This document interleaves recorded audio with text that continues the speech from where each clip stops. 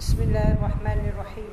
Alhamdulillahi Rabbil Alamin. Wa bihi nasta'in ala umurin dunya waddin.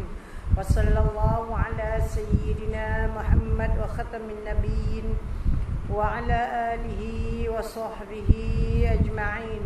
Alhamdulillahilladzi hadana lihaza wa ma kunna linahtadiya laula an hadana Allah. Subhanaka la ilma lana illa ma 'allamtana innaka antal alimul hakim.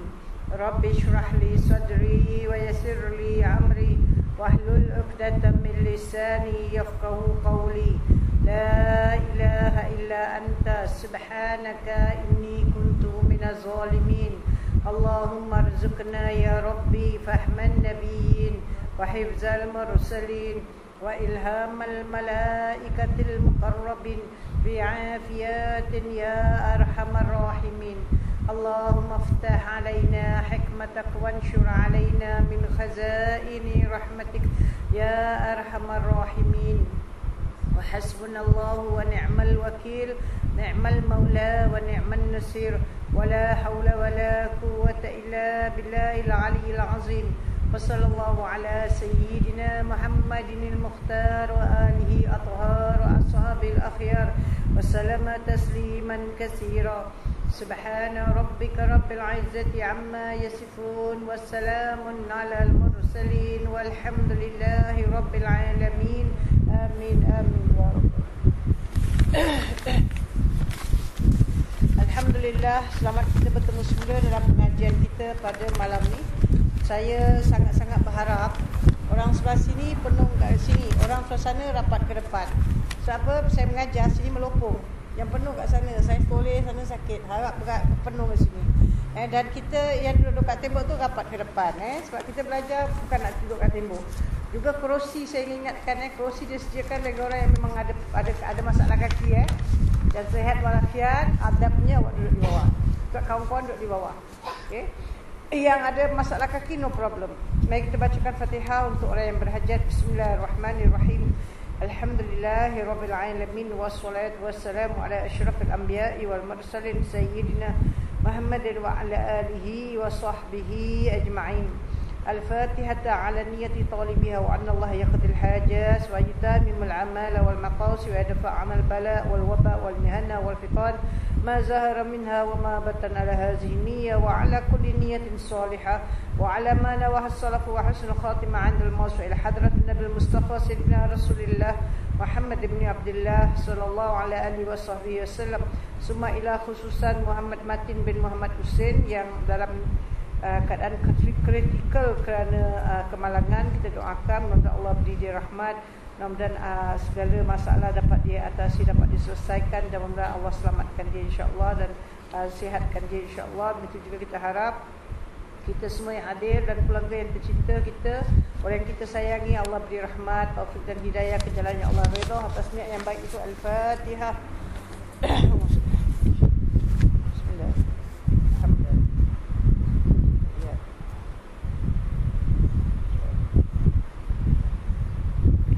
Seorang yang ada hutang solat sedangkan dia tak ingat berapa banyak hutangnya, bagaimanakah dia nak mengetahui sama ada dia dah selesai mengqada solatnya? Adakah dia tidak boleh menunaikan solat sunat selagi dia ada hutang solat wajib? Yes, tak boleh buat solat sunat kalau ada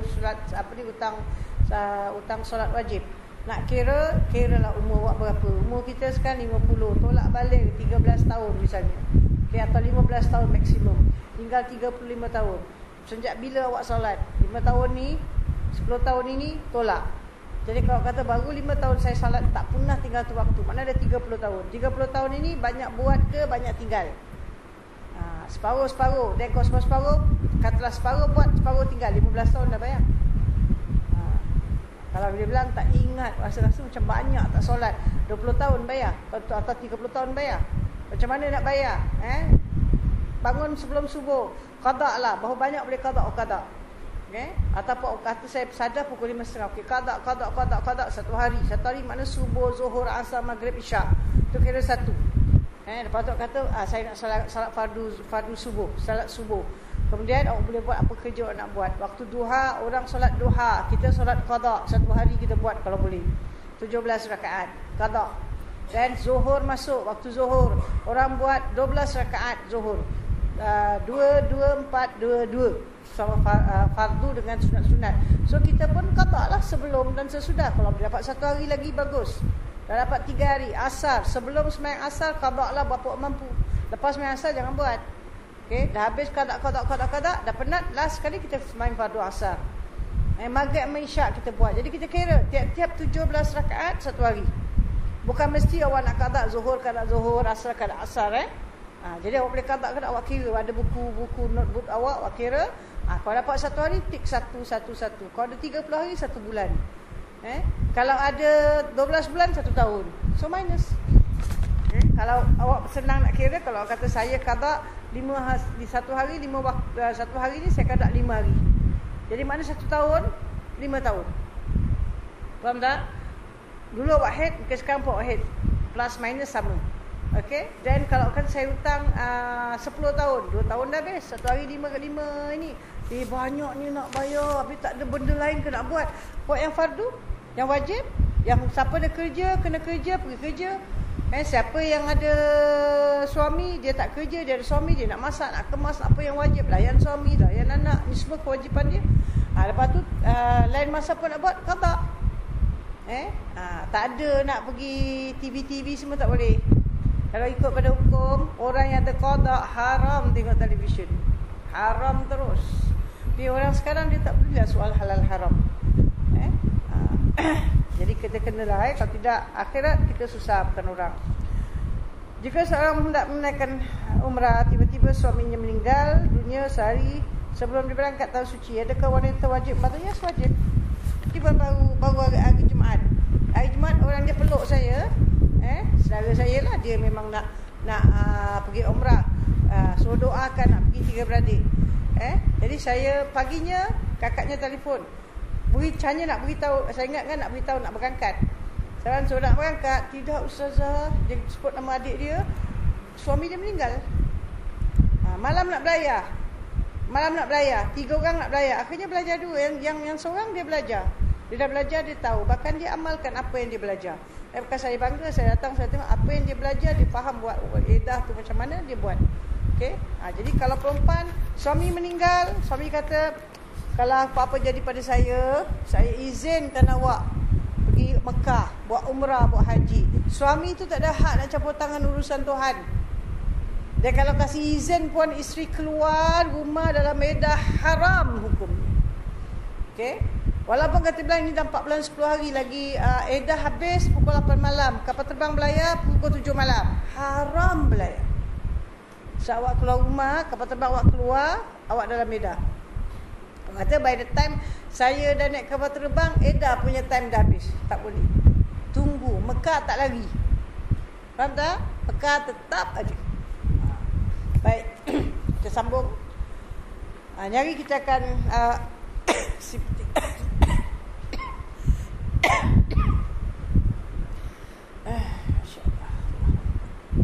hampir nyari tak boleh ngajar awak. Saya batuk, saya dah bimbang, dalam keadaan kebimbangan. Doktor bagi saya 1 week. Tak baik, by next Monday masuk hospital ni. Okay, alhamdulillah, insya-Allah dikurang. Cuma saya nak bagi share dengan awak lah. Tadi saya pergi doktor dan saya tanya dia pasal saya pun ada hasrat nak pergi umrah dalam tahun ni.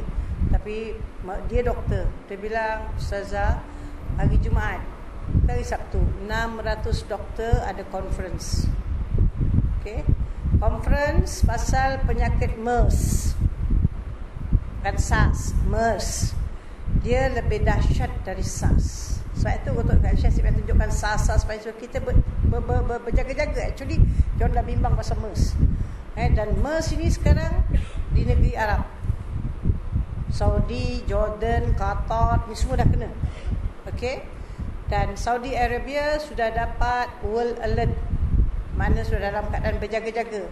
Angka kematian meningkat, akan jadi wabak, epidemik. So kerajaan Singapura prihatin kerana banyak orang kita akan pergi umrah dan pergi haji. Banyak doktor kata, doktor yang saya, doktor kat tempat saya lah, Dr. Balkis, dia kata, Dr. Ustazah, banyak doktor dah tak tahu apa tu makna umrah pun. Okey, kita kena terangkan. Setiap jemaah yang pergi Mekah sekarang, dia balik je Singapura, Tan Tock Seng dah siap tau. Semua persediaan dah bersedia.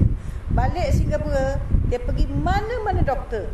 Kerana demam, kerana batuk, kerana sesak nafas, kerana doktor kau taruh dia punya stetoskop tu, ada bunyi aja, tu jam ambulan akan angkat dia.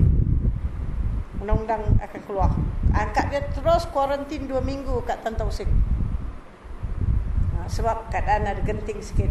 Okay? So diminta semua yang pergi umrah dan haji pakai pelitup. Okay? Jangan sentuh air batu kalau boleh. Minum air zam-zam, banyak doa, Allah akan selamatkan. Okay? Tapi pelitup mesti pakai. Dan wabak ini orang boleh merebak dengan senang. Okay? So sekarang yang paling mereka bimbang orang yang balik daripada negeri-negeri Arab. Okay, banyak negeri Arab sebenarnya. So mereka sedang tunggu kalau angka kematian naik saja, kita tak tahulah, mungkin kalau dibilang di tempat ni jadi epidemik, mungkin ada peraturan baru ke apa. So saya akan ingatkan sajalah kan. Saat ni dia doktor, dia beritahu saya, setiap kali kita tak datang, dia akan jumpa saya, dia berbual 10-15 minit lagi. So dia beritahu, Ustazah macam-macam, so you be careful. Dan dia beritahu, insya-Allah lah siapa yang nak pergi bulan 6, 7, 8 ni musim panas kan. Musim panas penyakit kurang sikit. Kalau musim sejuk, risiko dia terlalu tinggi. Saya nak pergi musim sejuk actually. Dia kata, Ustazah, you batalkan, you banyak penyakit, you jangan buat cerita. Tahun lepas balik terus hospital. Tahun ni jangan buat cerita, jangan tak balik nanti. Jangan buat cerita. Bulan sejuk jangan pergi. Bulan 12 sampai bulan 2 tolong kendurkan sikit. Ni ingatan sajalah. Bukan nak pergi takut tau. Bermakna awak siapa nak pergi pakai pelitup, siap beli pelitup semua pakai. Jangan segan, jangan malu pakai. Okey, perubatan pergi jumpa doktor, ambil all the injection yang perlu. Okey. Influenza, whooping cough, meningitis semua. Meningitis memang kena. Influenza pun kita ambil, dan whooping cough. Minta injection whooping cough. Okey, mana untuk batuk. Pencegahan batuk. Yang dahsyat dia batuk. Segala perubatan bawa cukup-cukup lah. Jangan bawa berlebih-lebihan, tapi bawa cukup-cukup. Doa jangan berhenti. Important doa. Yang jadikan penyakit Allah. Okey, yang sembuhkan Allah. Balik pada tauhid. Okay, insya-Allah. Baik.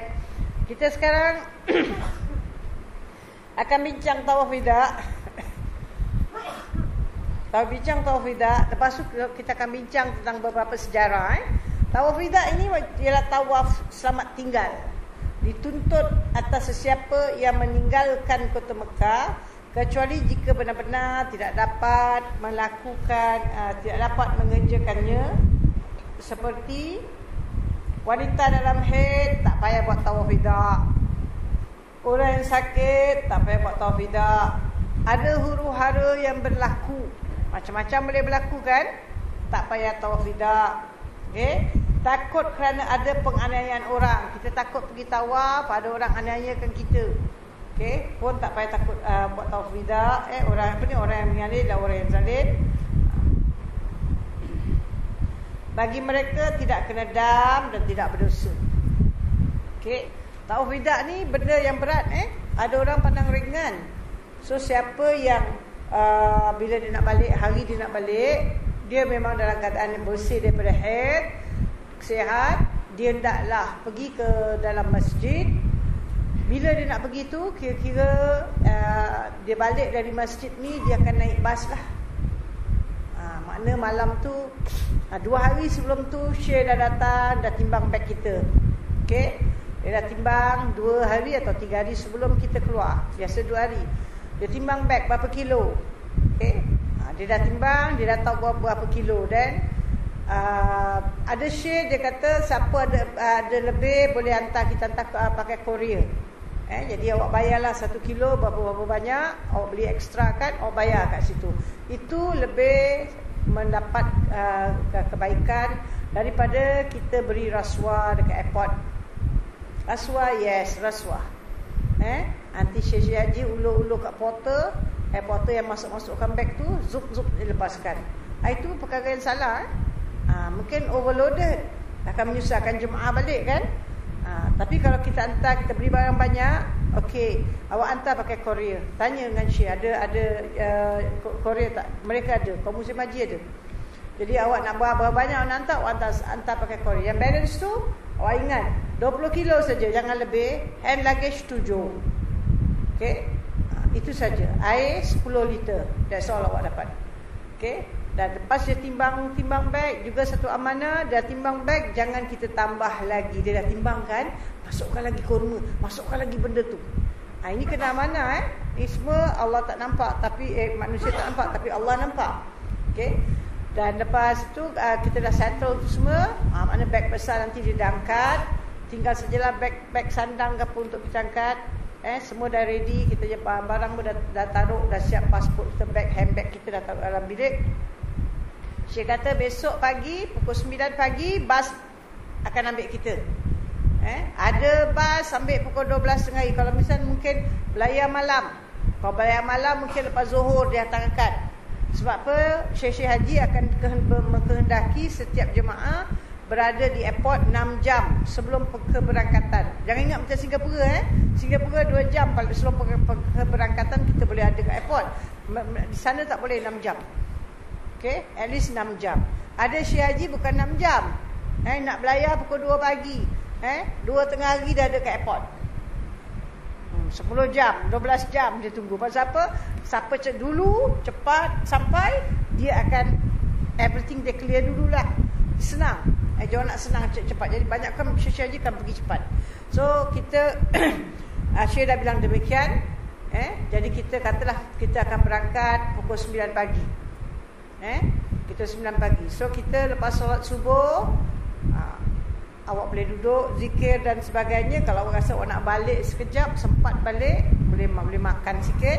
Dan lepas tu kata pukul 8 kita akan pergi tawaf wida. Okey. 8 bila dibawa, kita boleh pergi sendiri. Kita boleh tunggu pegawai terpulang pada awak. Awak faham, dah biasa kan berapa hari kat Mekah, pergi sendiri aja. Okey. Jadi awak tawaf semua sama. Peraturannya semua sama. Cuma bila nak tawaf, kita niat saja, aku tawaf wida kerana Allah. Wajib niat. Okey. Wida, wada boleh. Tak boleh ingat wida ke wada ke apa benda. Saja aku tawaf, selamat tinggal. Dan tawaf sama juga, semua cara, everything the same. Tak boleh kasut selain daripada tawaf. Tak boleh nak cari kawan, tak boleh nak ambil barang, cari barang tercecer, semua tak boleh. Niat hanya untuk tawaf. Selesai tawaf, salat 2 rakaat di makam Nabi Ibrahim, salat sunat tawaf. Kerana syukur dapat bertawaf. Siapa ada qada, just qada. Lepas tu doa. Lepas tu kita jalan bertentangan dengan multazam, doa. Ambil air, cari air zam-zam, minum, doa, menghadap kiblat, doa. Habis tu kita terus pergi ke Kaabah. Ini perkara dah susah nak buat. Tapi ini saya terangkan dulu. Kalau dapat bagi orang lelaki sahaja, dia pergi ke multazam, yakni antara Hajar Aswad dan pintu Kaabah, dan dia lekapkan dada dia ke multazam, dan dia letakkan pipi kanan dia, tangan dia ke atas kat multazam, dan dia berdoa kepada Allah. Dia tak minta kat Kaabah, tapi disuruh lekapkan. Tapi perkara ini bagi lelaki dah susah nak buat. Perempuan memang bila pun tak disuruh. Okay? So kita mungkin hanya bertentangan dengan multazam dan berdoa. Minta pada Allah, kita akan meninggalkan Mekah, meninggalkan Kaabah, terimalah hajiku, atau kalau buat umrah, terimalah umrahku ya Allah. Aku pun padamu ya Allah, janganlah kau jadikan ini terakhir kedatangan aku di negeri Mekah ini.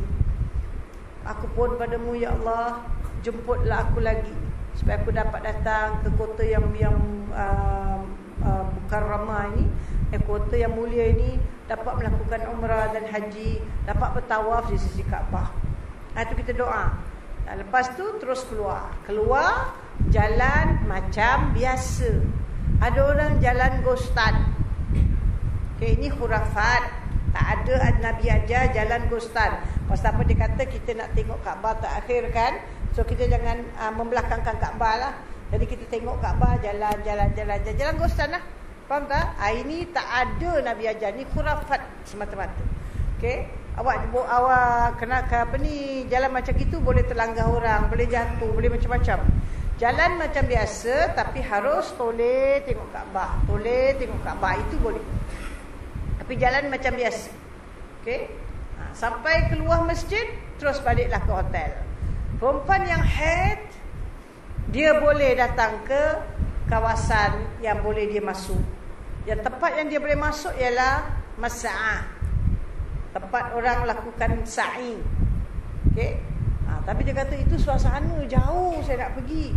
Jadi dia kata dia nak berdiri di luar masjid tapi dia boleh nampak Kaabah. Tempat paling senang sekali berdiri di luar masjid dan nampak Kaabah terang sekali, pintu nombor 62. Awak berdiri di luar, awak boleh nampak Kaabah kat dalam.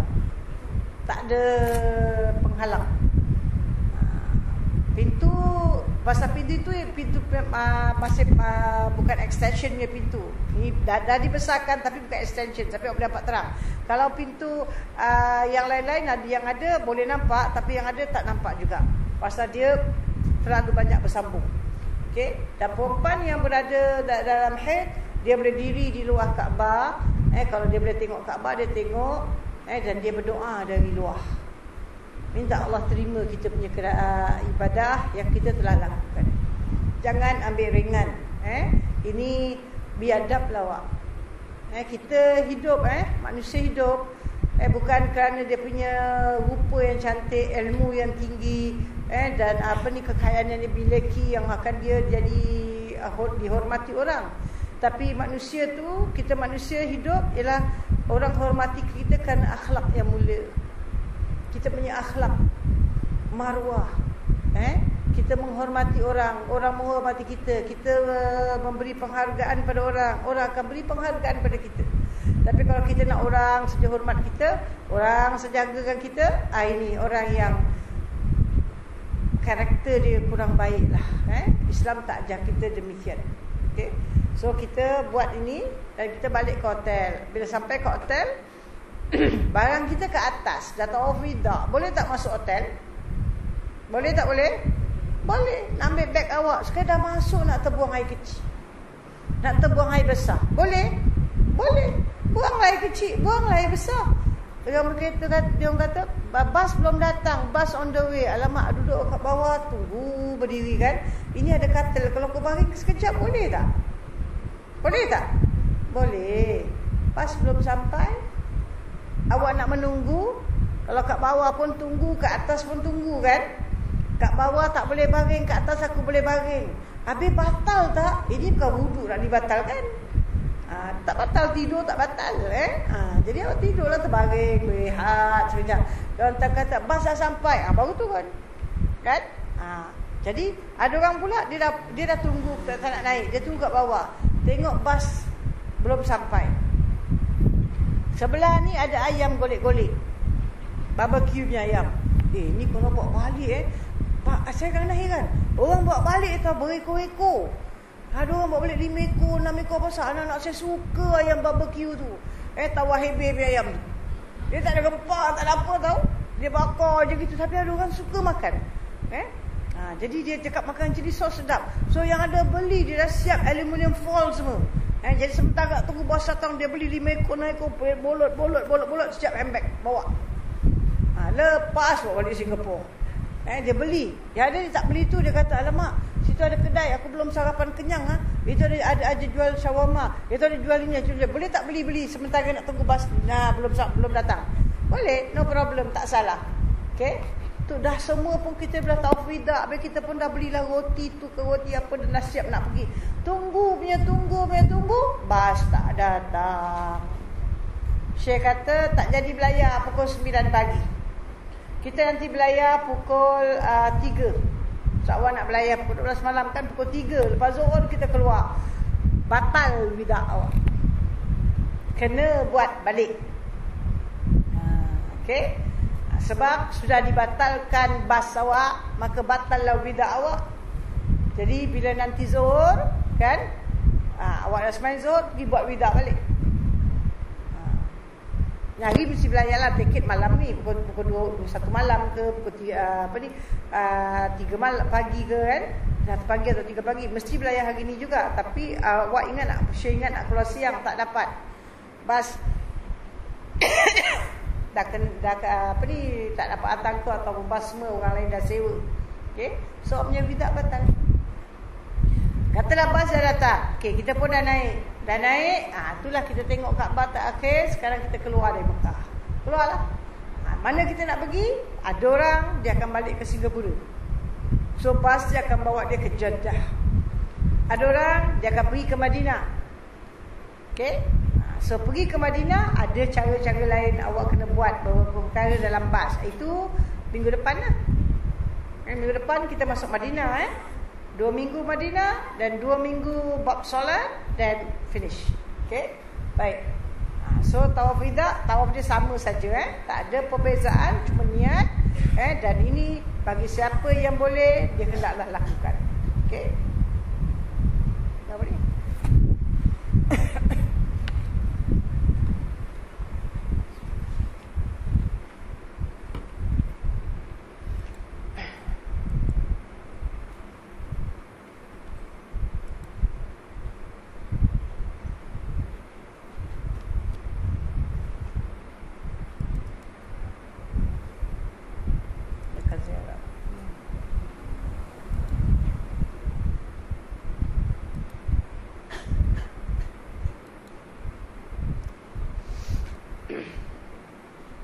Sekarang kita punya perbincangan insya-Allah fokus pada tempat-tempat bersejarah di Madinah, di Mekah. Kemudian nanti kalau kita kat Madinah pun kita akan pergi ke tempat-tempat bersejarah di Madinah.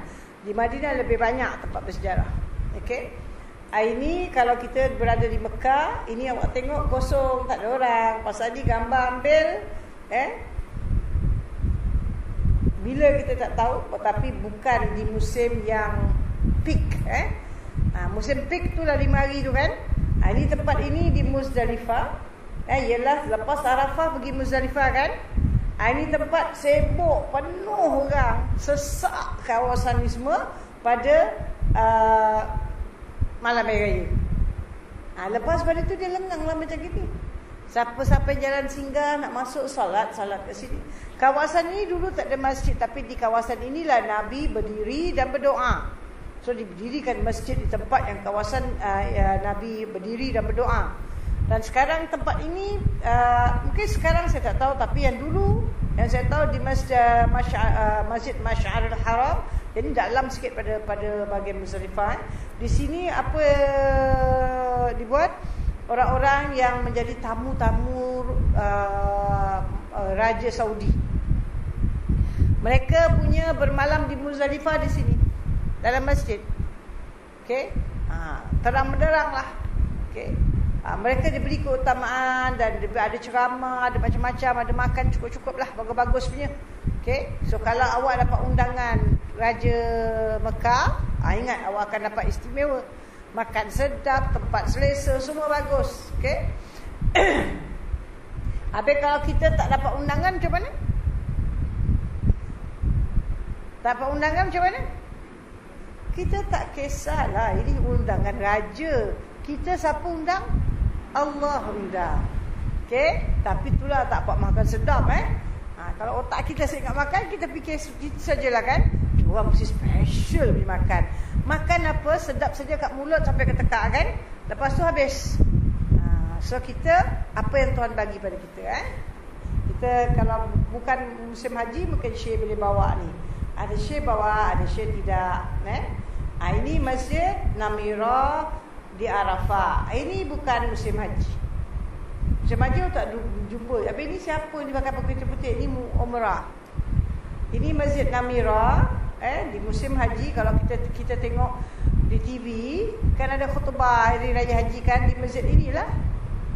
Di masjid ini. Tapi masjid ini bahagian atas sikit, bahagian tempat imam dia khutbah tu bahagian atas, itu bukan Arafah.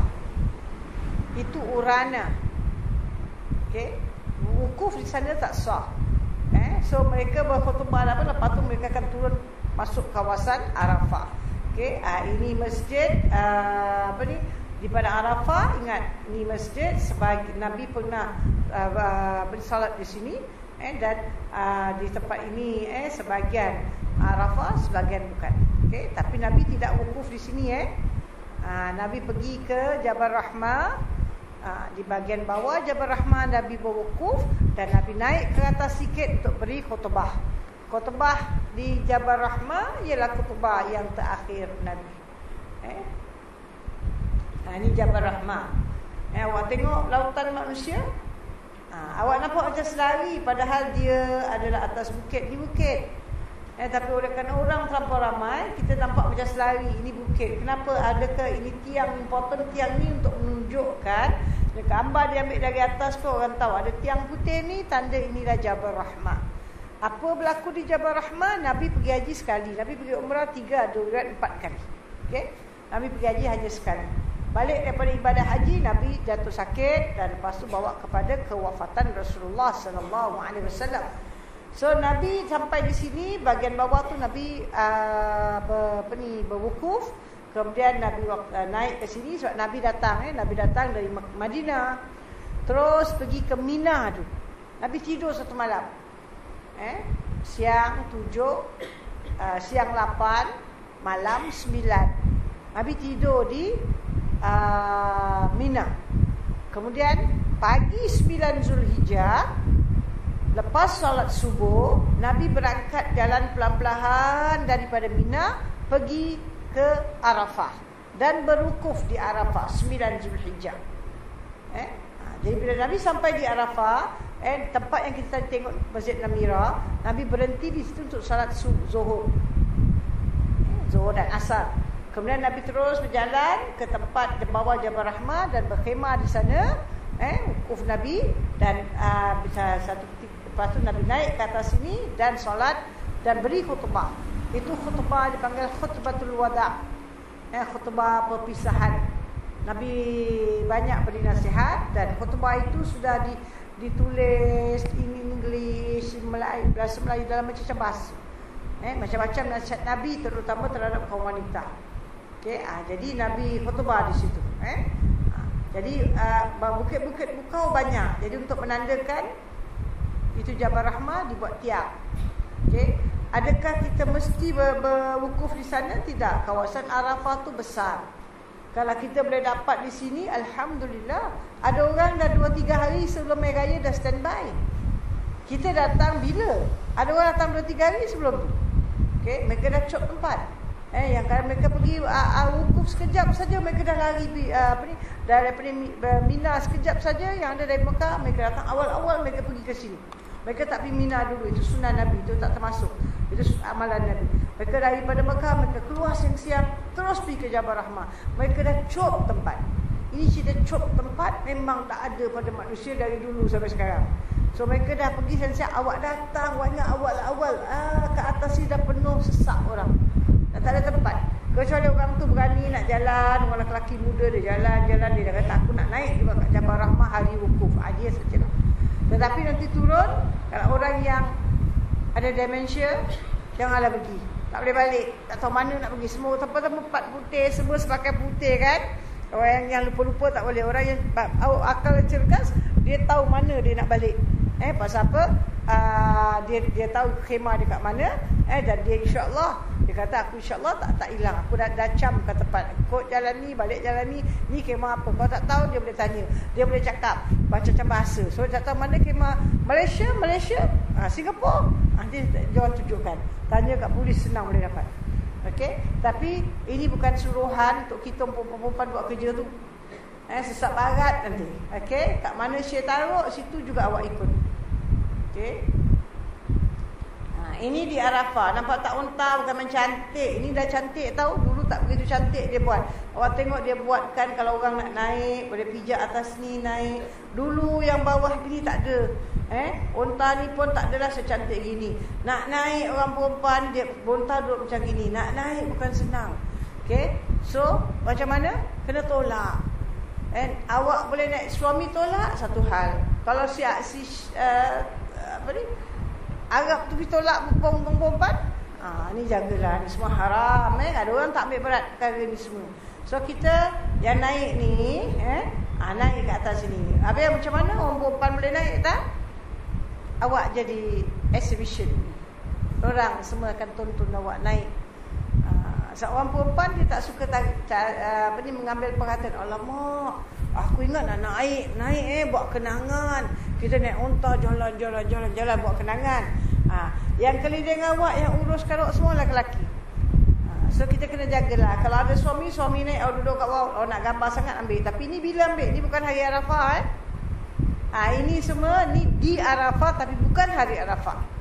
Hari Arafah biasa juga. Nanti awak berada dalam khemah, nanti ada orang nak berjalan-jalan, nanti adalah Arab ni yang bawa dia punya unta. Siti Rahma, foto dia tunjukkan unta dia cantik, dia hias. Nama kita Mazna ke Aisyah ke semua jadi Siti Rahma. Ini Ustazah Siti Rahma ambil nama masyhur kat sana. Hajjah Siti Rahma yang lemah sikit akan naik lah. Ini awak ingat, kalau kita di Arafah, maknanya kita dalam ihram. Kita pergi ke Arafah bukan untuk mengambil gambar dan sebagainya. Walaupun kita perempuan-perempuan, ini bukan tempat ambil gambar. Ni 5 hari saya dah bilang, jangan bawa any camera. Tapi saya buat telefon Ustazah, jangan on the camera, jangan petik apa gambar sekalipun. Ni hari antara kita dengan Allah. Gambar, kita punya gambar semua sudah dipetik. Siapa petik? Malaikat dah petik. Okay? So tak payahlah kita punya kamera ni low class, beri tak ada harga, tak ada standard punya kamera dengan tak baik mana kamera malaikat bawa. Okay? So kita tak payah, kita patut takut dan malu pada Allah. Okay? So ini sebelum tu boleh tengok-tengoklah ke Arafah, dan nanti di situ akan lihat khusy kita yang baik. Dia tunjuk sinilah kawasan yang Nabi wukuf. Ini kawasan yang Nabi naik ke Jabal Rahmah, tiang putih. Dan bila saya dah terangkan kemarin, naik kat tiang putih tu buat khurafat ke tidak? Tak. Nak tulis nama? Orang kata, Fatimah kata, kau tulis nama kau ke atas. Betul, nanti kau tulis nama, nanti kau datang lagi. Ini semua rosakkan akidah. Okey? Bukan pasal tulis nama. Tulisan kita sudah ada di Azali. Okey? Ilah mahfuz. Kalau memang tulisan kita akan pergi selalu, pergilah selalu. Kalau kita tak pergilah. Okey? Jangan buat khurafat-khurafat yang Nabi tak pernah ajar. Saya tak bilang banyak khurafat mereka buat. Ada setengah orang masa dia buat haji dan umrah, nanti dia tanya, nama awak siapa? Bilang, kenapa? Nanti saya tolong tuliskan depan Kaabah. Masa tawaf, kalau orang tak banyak, dia tuliskan. Tulis sama dengan jari dia lah. Siapa nama awak, dia tulis. Supaya nanti nama kau kat situ, kau akan datang pijak dekat kawasan Islam. Ini semua khurafat. Okay? Jangan lakukan. Okay?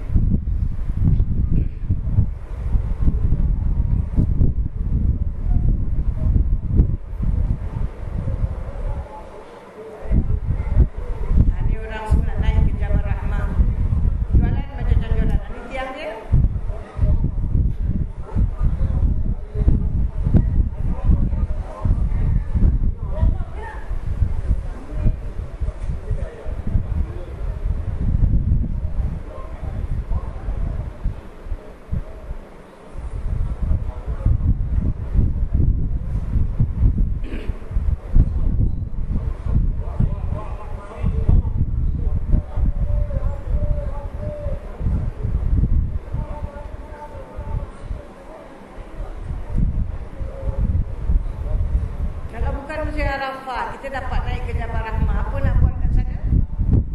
Tengok saja. Tak ada buat apa-apa. Tak ada doa-doa apa, tak ada. Awak nak doa apa, doa. Tak ada masalah. Kita boleh doa sendiri di mana pun di bumi Allah. Okey? Tapi amalan-amalan yang tertentu tak. Okey? Kita tulis nama semua pendapat.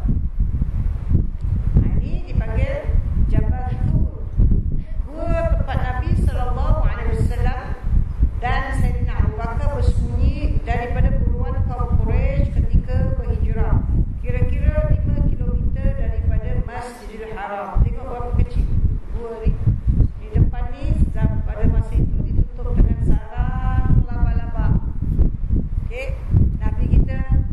bila dah dapat perintah dari Allah Subhanahu Wa Taala untuk berhijrah, sahabat-sahabat lain dah berhijrah.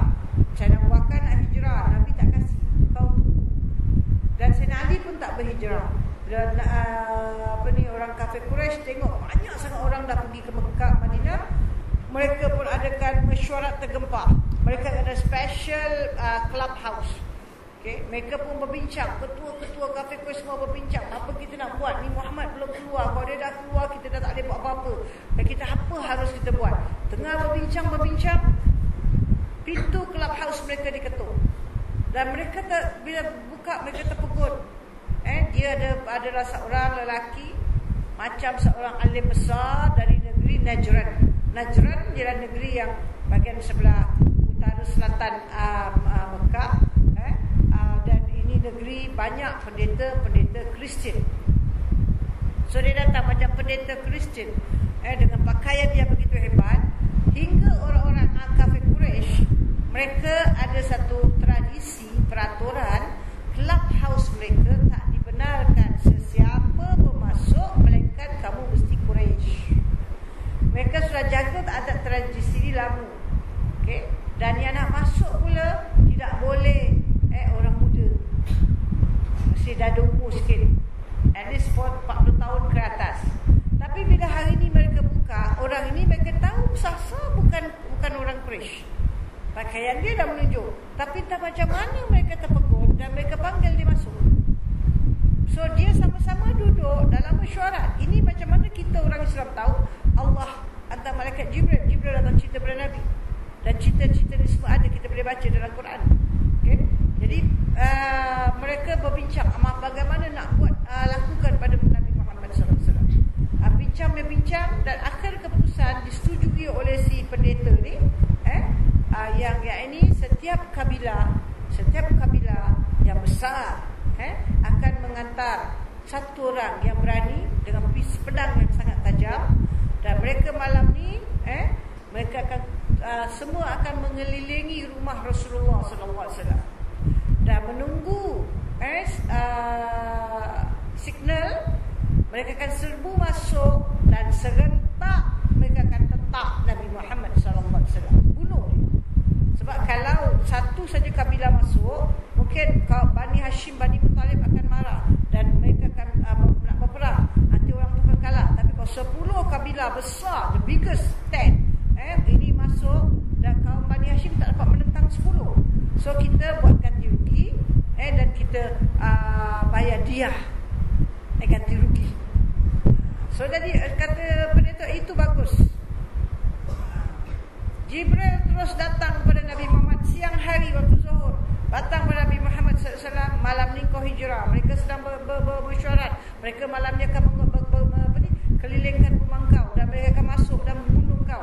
Tapi malam ini dengan perintah Allah kau akan keluar setelah mereka mengepung rumah kau. Ini kita bilang kalau everything mesti pakai akal, kan? Kalau pakai akal, diorang pernah mesyuarat kan? Sekaranglah cabut. Betul tak? Lagilah sekarang. Tapi Allah perintah Nabi tak boleh keluar, melainkan bila mereka dah semua dah bersedia nak tetap Nabi baru keluar. Inilah Nabi adalah orang yang tawakal kepada Allah, sangat serah diri urusannya kepada Allah Ta'ala. Dan pada Nabi Muhammad SAW, hasbi Allah, cukuplah Allah bagiku. Okay. So Allah, Nabi terus keluar siang hari pergi ke rumah Sayyidina Abu Bakar, dan Sayyidina Abu Bakar terpanjat sebab Nabi jarang pernah datang rumah Sayyidina Abu Bakar siang hari, matahari tengah terik, orang jarang keluar. Nabi beritahu Sayyidina Abu Bakar, malam ni hijrah, kau keluar, tunggu aku di hujung kota, nanti aku akan datang. So Nabi balik, Nabi panggil Sayyidina Ali. Sayyidina Ali adalah sepupu Rasulullah SAW, dan dia juga anak angkat Rasulullah SAW. Nabi panggil dia, ya Ali, malam ni kau tidur tempat tidur aku. Ali adalah anak yang baik, adalah sepupu yang baik, adalah orang sahabat yang baik. Dia tak tanya kenapa ya Rasulullah. Orang kalau orang kafir dan tak habis hanya jadi mangsa dah kena bunuh. Tak baik ya Rasulullah. Ini barang-barang, ini barang, besok pagi kau pergi hantar balik orang-orang punya mana. So situ lagi menguatkan, kalau kita baca sejarah,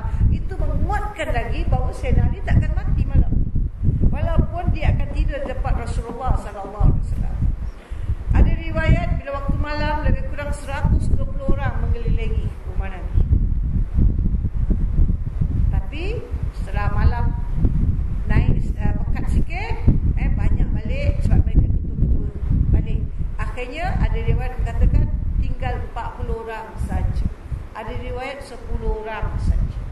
Mereka kelilingkan rumah Nabi dan mereka tak boleh masuk sampai dapat signal. Okey. Mereka dengan muka, cuba bayangkan dengan janggut mereka, dengan baju mereka, dengan pedang, barang kita pun boleh terkencing kat dalam. Kan? Tapi Nabi tenang saja. Dia cukup masa Allah perintah keluar. Nabi dapat wahyu keluar. Nabi pun keluar. Bila Nabi keluar, serentak dengan keluarnya Nabi, Allah turunkan.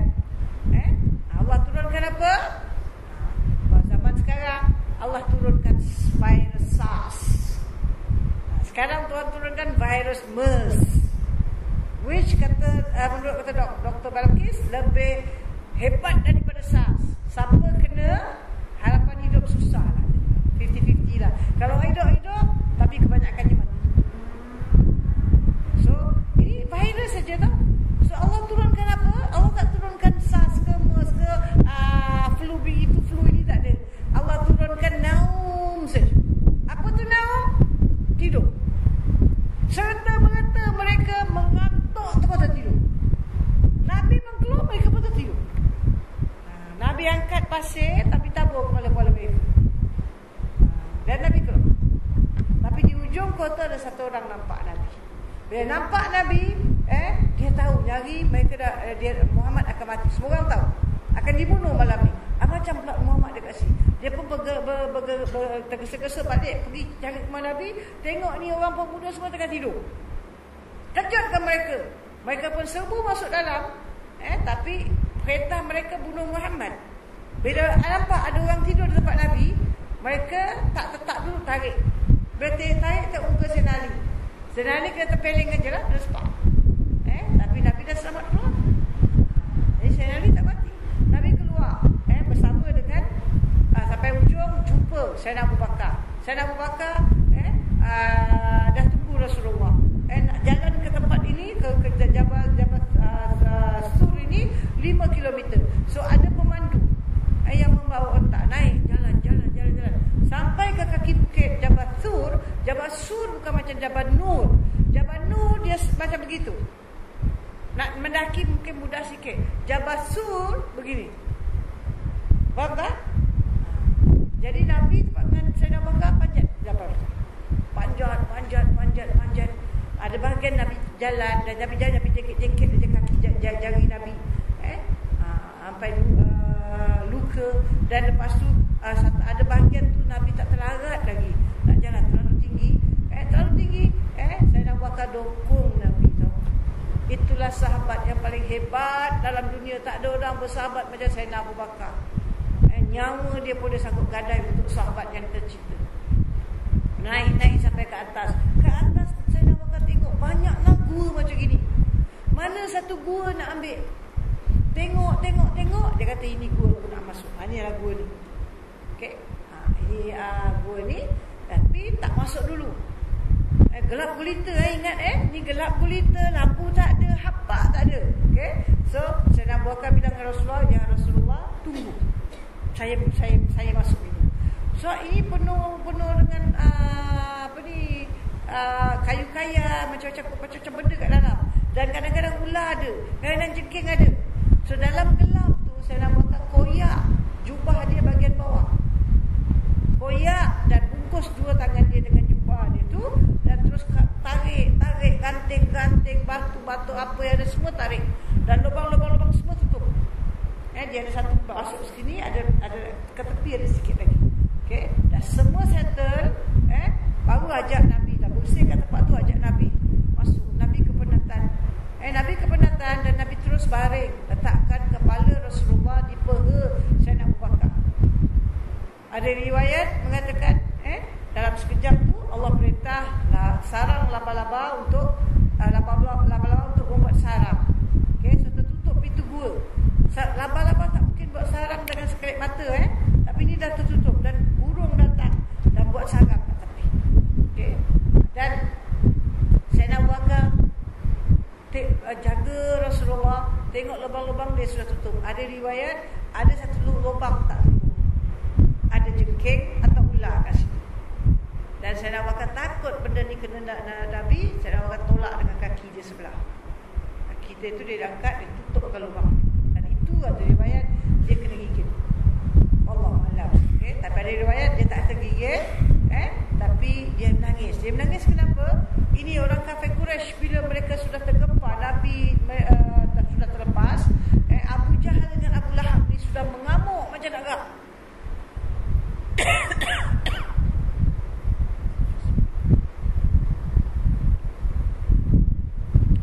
Dan buat pengisytiharan, siapa boleh tangkap Muhammad hidup atau mati, bawa pada kami beri dia 100 ekor unta. Macam sekarang dibilang, hadiahnya ialah 100 buah Mercedes latest.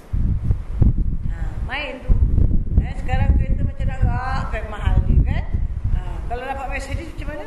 100 buah pula tu. Kan? So orang semua baiklah. Ni bukan sembarang orang boleh tangkap. Orang yang pandai tengok jejak tapak. So ramai yang pandai jejak sampai kat Jabal Sur. So mereka naik sampai ke atas. Mereka naik. Sebab tapak sampai kat Jabal Sur, mereka naik. Naik depan gua ni mereka berdiri. Depan gua. Kalau mereka tunduk aja dah nampak Nabi dengan Sayyidina Abu Bakar. Dia dah nampak, mereka boleh nampak. Tapi Allah campak ke dalam hati mereka perasaan gerun nak tunduk tengok kat bawah. Sebab ada sarang laba-laba. Kalau daripada mereka fikir, kalau Muhammad ada kat dalam gua ni, mana boleh ada sarang laba-laba? Kan? Mana boleh ada sarang burung? Okay. Tapi tentang cicak memang tak ada cerita. Itu orang tambah. Okay. Ada orang kata, mereka tak. Mereka jenguk-jenguk, mereka macam ini tak rasa gerun. Pada hari yang ketiga, cicak berbunyi cek. Jadi mereka terus tahu ada Nabi dekat dalam. Padahal tak ada cerita cicak. Agaknya itulah orang sekarang tak buat. Orang dulu kau tengah bercakap, cicak berbunyi, dia pun ketuk sesama meja. Pasal dia kata betul kata cicak. Kan? Orang sekarang dah belajar ni khurafat, dia tak main lagi. Kan? Jadi cerita-cerita tak ada. Cerita sarang laba-laba dan burung merpati ada. So Nabi duduk di dalam situ. Mereka datang berdiri, gerun, mereka tengok macam rasa tak mungkin ada kat situ. Tapi nampak macam jejak tu sampai ke situ. Tapi takkan ada dalam gua ni dah ada sarang laba-laba. Okey, sampai 3 hari. Okey, dan macam mana Nabi makan dan minum? Siang hari Nabi dengan Sayyidina Abu Bakar kat dalam situ. Bila malam hari, anak Sayyidina Abu Bakar, dua orang anak Sayyidina Abu Bakar yang bernama Asma dan Abdul Rahman, mereka akan datang waktu malam dan mereka bawa satu penggembala kambing serta kambing-kambing. Okey, dan Asma akan jalan-jalan sampai ke Jabal Sur. Asma akan panjat. Abdul Rahman akan jadi macam polis jaga, takut kafir Quraisy datang. Ini gembala kambing sama ini, apa kerja mereka? Kambing tu akan jalan di bekas tapak kaki mereka berdua untuk menutupkan tapak kaki. So Asma binti Abu Bakar, kakak kepada Aisyah binti Abu Bakar, panjat ini Jabal Sur tiap-tiap malam. Bayangkan, subhanallah, Allahu Akbar, hebat. Kita baru nak panjat flat 3 tingkat pun Allah lembiknya kaki aku. Kalau lip rosak kan, rumah saya tingkat 3, sakit juga lah, kaki pelan-pelan lah naik. Ini dia naik bukan main tinggi. Dan dia bawa makanan. So macam mana nak bawa makanan, nak panjat kan? So dia buka kain bengkong dia siat 2, dia ikat makanan tu satu ujung dan lagi satu tu dia lilitkan di keliling perutnya. So dia digelar sebagai wanita punya 2 bengkong. Okay, dan dia bawa naik atas dan dia beri dari tepi ulurkan makanan. Itulah Nabi makan untuk 3 hari. Masuk malam yang hari yang ketiga tu, kafir Quraisy datang. Sekali mereka terperanjat tengok muka gua tu, dia punya sarang laba-laba dah tersiat. Mereka tahu ini ialah Rasulullah sudah ada kat dalam. Kita je yang tak tengok. Dan Rasulullah punya bijaksana, masya-Allah.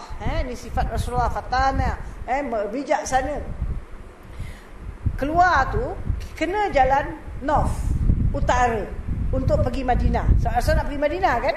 Nak pergi north. Tapi Rasulullah, ini trik dia, Rasul tak jalan north, Rasul turun bawah, pergi south. Seolah-olah Rasul nak pergi Yaman. Rasul pusing jalan jauh tau. Jadi rasa punya tracks pergi ke bawah. Dan lepas tu rasa pusing balik dan jalan tepi laut. Tapi berita tentang kafir Quraisy menawarkan 100 ekor unta sebanyak kampung-kampung dah tahu. So bila Nabi masuk ke satu kampung, ada satu orang dah nampak Nabi dan Sayyidina Abu Bakar. Dan dia terus lari dan dia pergi cari dia punya ketua kampung. Dia kata ada 2 orang asing masuk kampung kita. Jangan-jangan siapa kita tak tahu ni orang asing. Ini ketua dia bernama Suraka bin Malik. Suraka bin Malik ni dia pandai jejak tapak dan dia pandai main kuda. Dan dia dah dengar berita tawaran 100 ekor unta. Dia tanya orang dia macam mana? Orang dia macam mana? Dia kata baik, kamu jangan bilang siapa-siapa, aku akan kejar mereka. Sebab dia dah tahu itu ialah Rasulullah. So dia kejar. Yang lain dah tak tahu. Yang lain ingatkan Nabi pergi ke Yaman. Padahal Nabi nak pergi ke atas. Nabi pusing tahu jalan jauh. Okay, ini dia punya taktik very good.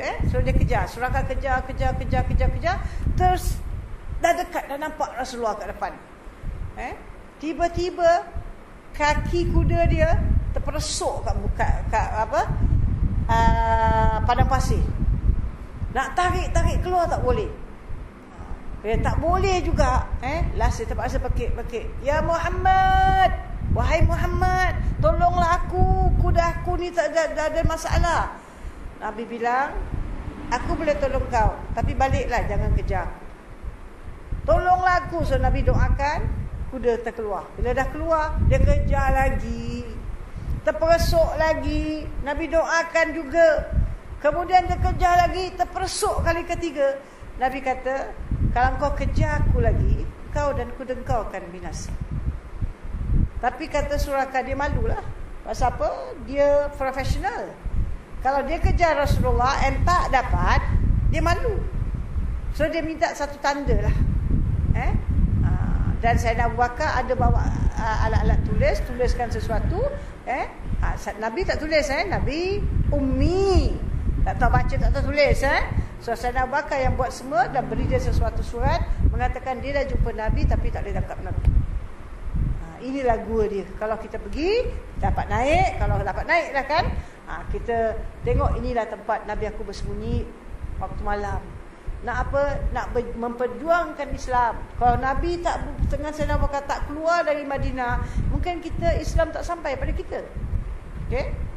Dan bila kita tak dah sampai ke Jabal Sur ini, kita tak dapat naik misalnya. Tapi at least di bawah, ingatkanlah sejarah ni. Jangan syok berbual-bual kat luar. Ada kedai tu jual apa? Kau beli apa? Banyak kedai kat bawah. Tapi termenung sekejap, ingatkan cerita ni. Bagaimana setiap malam di bawah bukit ini, Abdul Rahman dan Asma dan penggembala kambing datang. Dan bagaimana Asma memanjat gunung ni malam-malam seorang wanita. Boleh tak aku panjat ni siang-siang hari ni, sekarang lampu semua dah ada. Ada anak tangga semua cukup. Boleh tak kita panjat? Mungkin tak terlarat. Tapi zaman dulu kental iman. Okey. Itu apa? Jabal Thur, tempat Nabi bersembunyi. Ini Jabal Nur. Gua Hira ada di Jabal Nur. Jabal maknanya gunung. Okey, bukit bercahaya kita bilang, gunung bercahaya, nur. Okey, di tempat inilah Nabi bila umur 35 tahun nak sampai ke 40, penghabisan sekali Kaabah runtuh dan pecah dan sebagainya, dan mereka nak berbala dan Nabi settlekan, suruh Nabi sendiri angkat Hajar Aswad tu letakkan, dan akhirnya mereka masukkan. Selepas peristiwa itu, Nabi kita Muhammad sallallahu alaihi wasallam berasa sangat gelisah. Sebab melihatkan apa yang dibuat oleh orang-orang Arab pada masa itu. Menyembah berhala, bertindak ganas, berakhlak kotor, banyak perkara yang salah. Takkanlah Tuhan sekalian alam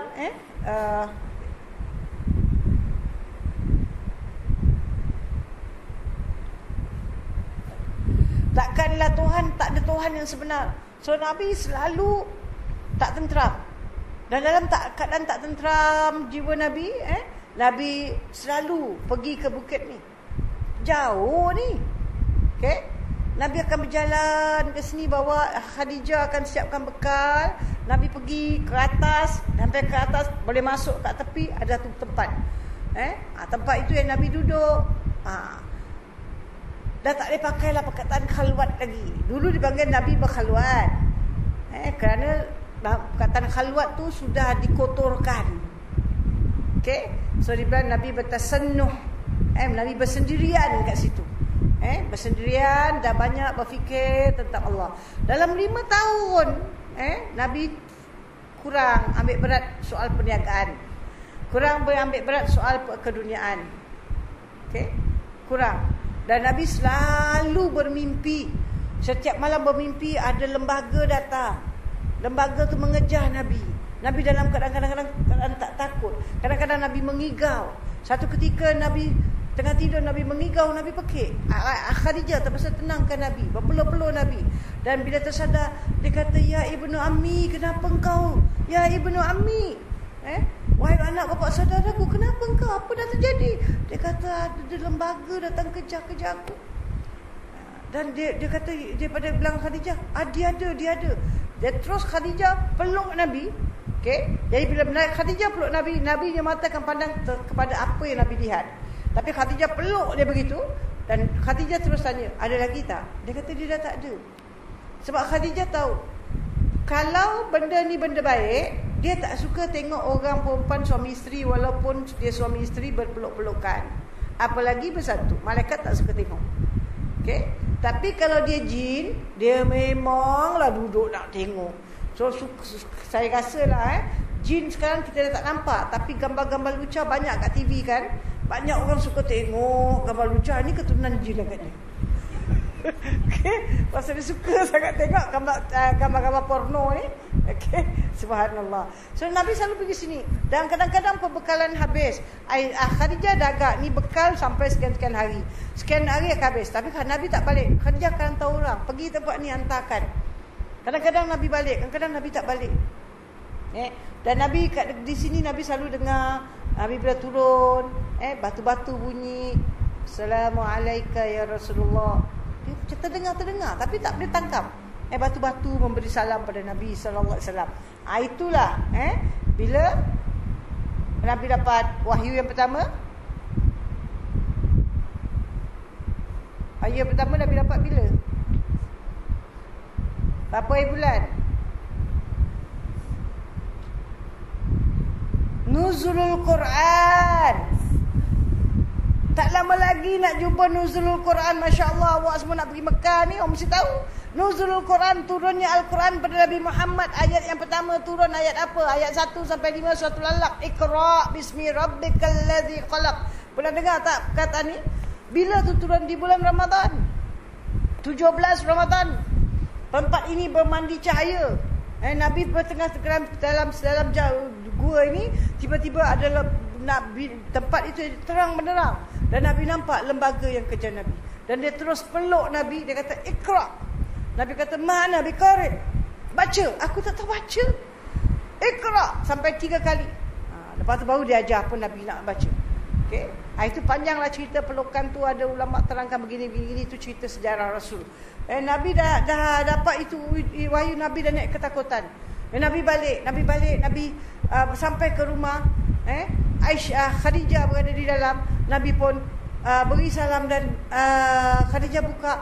Khadijah tengok Nabi menggigil-gigil. Macam ketakutan. Tapi nampak di muka Nabi cahaya. Dia kata, tolonglah aku ketakutan. Kenapa kau? Aku takut. Yang apa yang aku benci ni, ini benda yang kena aku. Apa yang Nabi benci? Nabi benci ini permainan jin. Pergi tukang bomo, tukang telek, kerasukan. Nabi takut Nabi kena rasuk. Khadijah beri assurance, beri ketenangan pada Rasulullah. "Wahai anak bapa saudaraku, engkau adalah orang baik. Engkau selalu tolong orang susah. Engkau selalu membantu anak yatim." Puji Nabi sampai Nabi rasa tenang. Dan dia sampai Nabi dah tidur, Khadijah keluar dan pergi jumpa Warakah bin Naufal, sepupu dia, dan terangkan.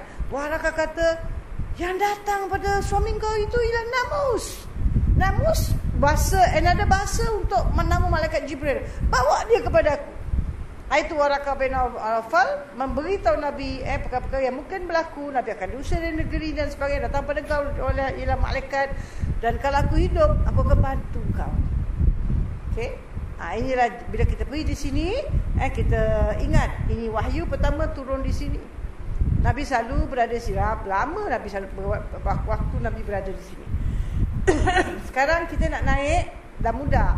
Sebab ada orang dah takik-takikkan tempat tu, bikin jalan, bikin steps, so kita boleh naik dengan mudah. Dan ini orang bukan kerajaan taruh kasih duit, dia sendiri nak bikin. Dia bawa alat perkakas, dia ketuk bikin anak tangga.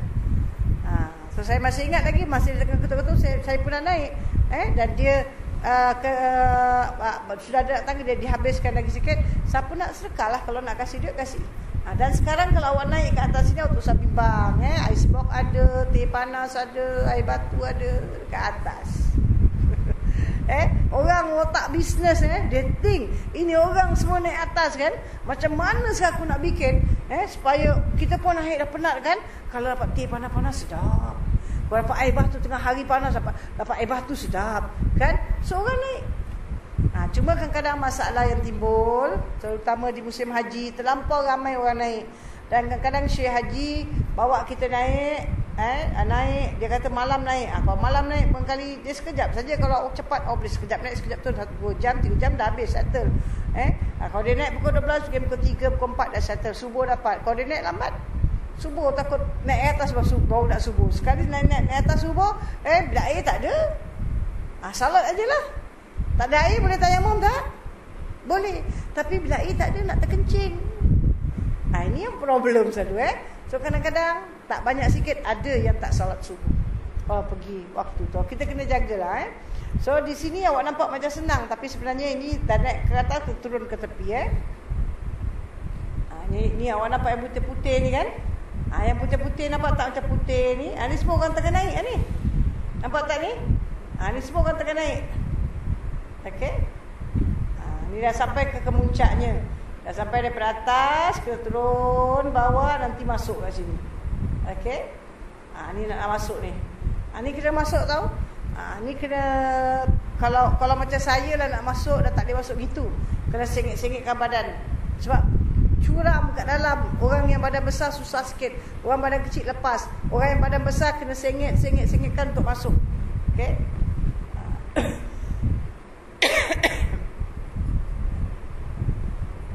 Ni yang kat dalam.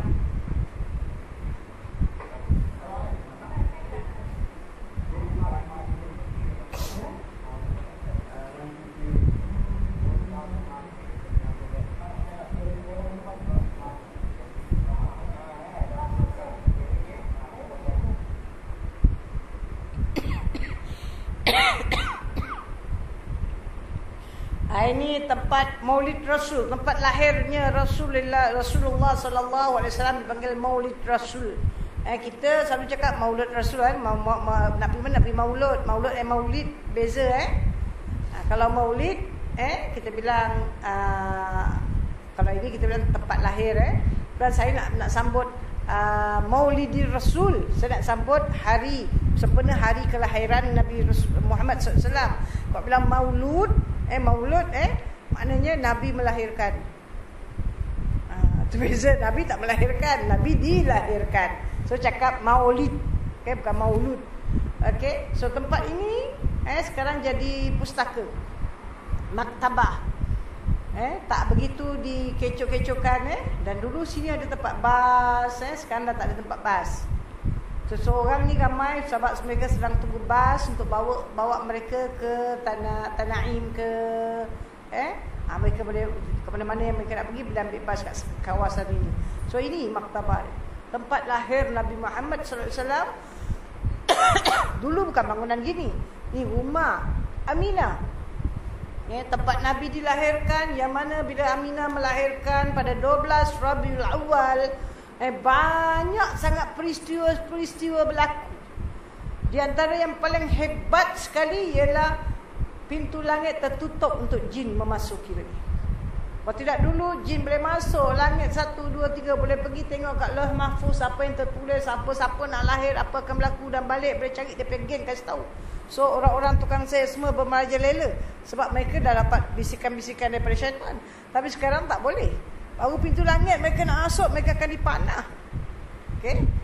Mereka tak dapat masuk lagi. Itu keberkatan Rasulullah sallallahu alaihi wasallam. Allah berikan keutamaan, kehebatan pada Nabi. Okey? Dan tepat ini pada hari lahir Nabi, ada cahaya keluar sampai ke Syam. Okey. Ni sekarang awak tak nampak apa benda dalam library aja. Cuma kita bila berada di sana, inilah tempat Nabi aku lahir. Bahagian dia kat mana? Awak pergi tempat Safa Marwah, kan? Lepas sampai Marwah keluar. Kalau keluar sekarang dah tak ada lagi apa-apa benda. Dulu ada bahasa Zeng dipanggil. Orang Melayu keluarkan bahasa Zeng. Sekarang semua dah dihancurkan. Jadi awak jalan keluar, terus ke atas daripada Marwah tu ada jalan raya, awak akan nampak. Ini tempat lahirnya Rasulullah sallallahu alaihi wasallam. Dan ini sekarang dah jadi, ini istana, istana, di atas bukit ini dipanggil Jabal Qubaish. Jabal Qubaish, Rasulullah telah membelah bulan kerana desakan kaum Quraisy untuk membuktikan kerasulan. Dulu bukit Nabi pernah berada di sini. Orang kafir Quraisy mencabar Nabi, manakah bukti engkau sebagai Rasul? Macam-macam mereka bercabar. Kalau engkau betul Rasul, malam tu malam bulan mengambang. Kalau engkau betul Rasul, itu bulan, kau belahkan. So Nabi salat 2 rakaat, minta pada Allah. Okey, minta pada Allah, dan bulan terbelah dulu. Tapi cerita khurafat banyak ada. Banyak ada.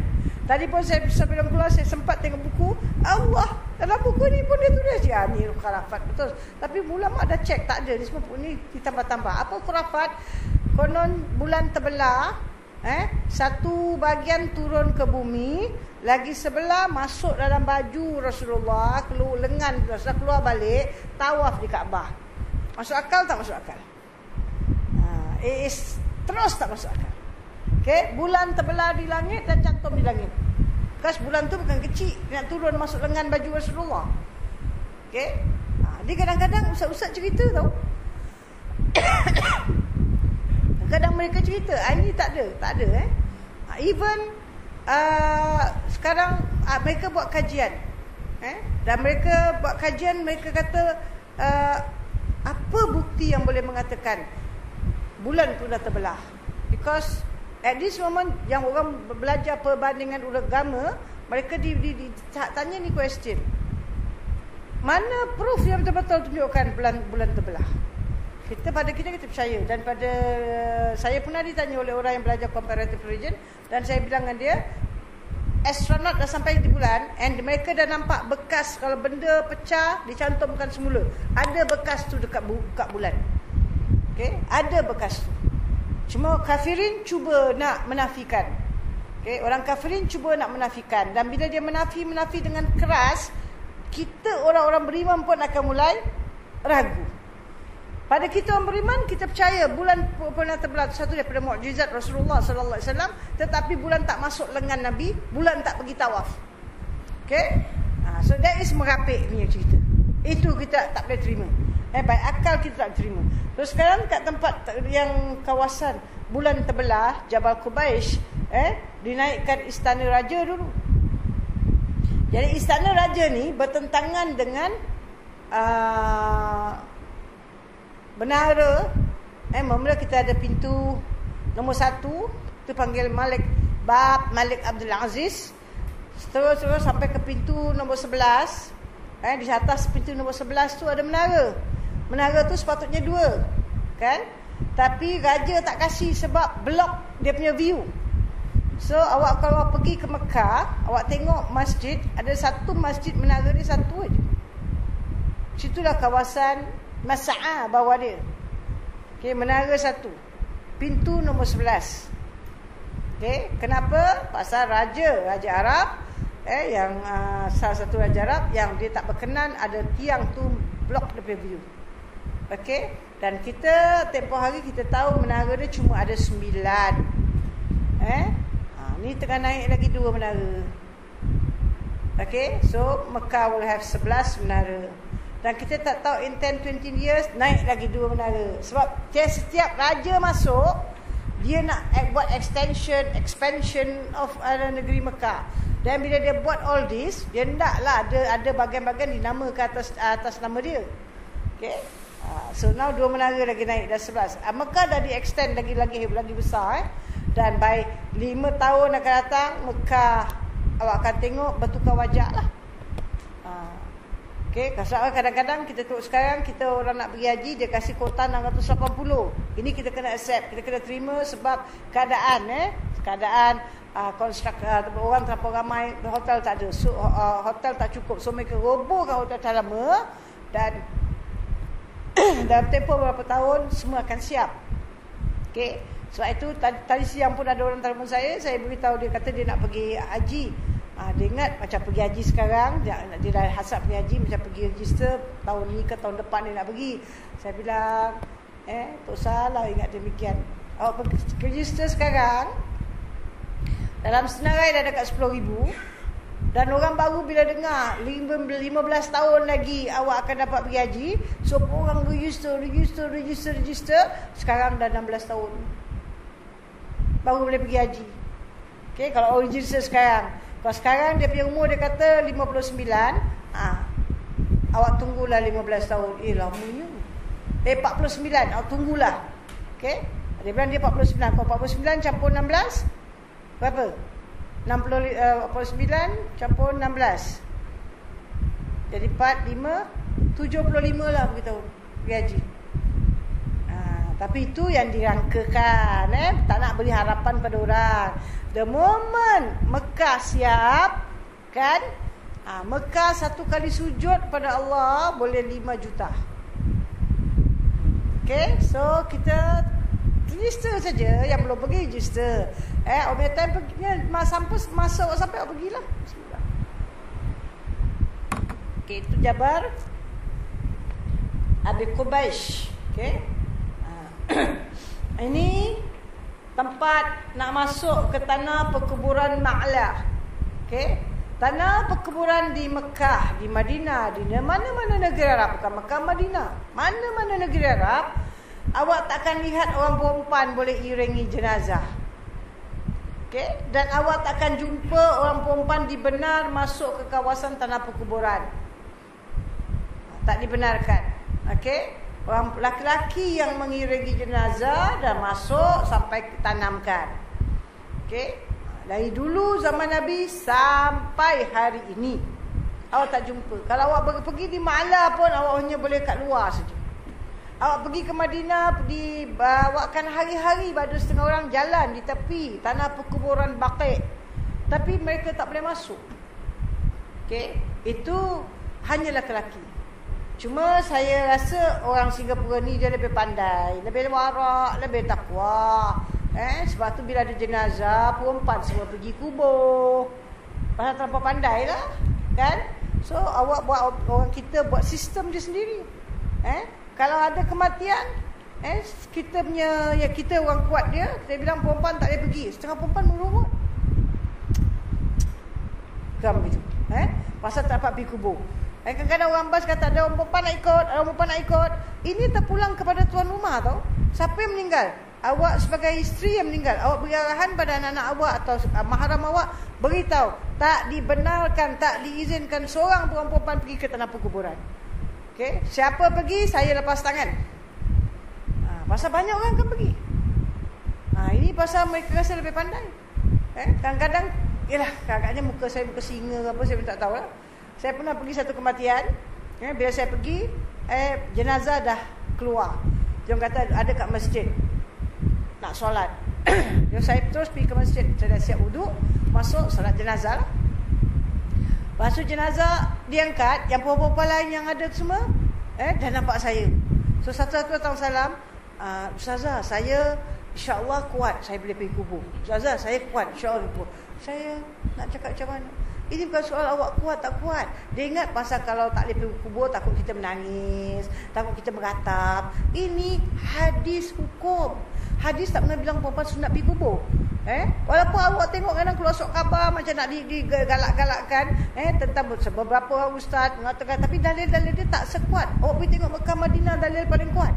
Tak ada orang perempuan pergi kubur dari zaman Nabi sampai hari ni. So ustaz-ustaz Singapura, ustaz Malaysia ke siapa pun nak beri galakan, awak kau tengok bukan saja Mekah Madinah, di negeri India pun, di Pakistan pun, banyak negeri Arab, orang perempuan tak dibenarkan pergi kubur. Langsung tak boleh. Ini urusan orang lelaki. Cuma Asian negeri lah misalnya Singapura, Indonesia, Malaysia, ini perempuan semua nak pergi kubur. Sebab saya rasa dia lebih ilmu kan, lebih pandai apa nak buat. Kita cakap pun dia tak dengar. Awak yang dah dengar, dah belajar, jaga.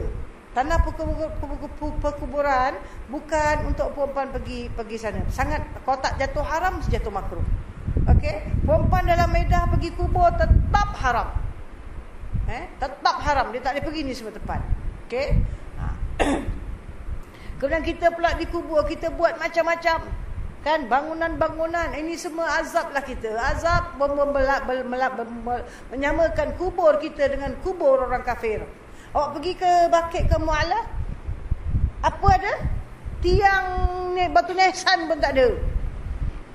Okey, tak, semua tak ada. Sebab tak perlu, itu tak menolong. Yang Nabi suruh tanam pokok. Tanam pokok.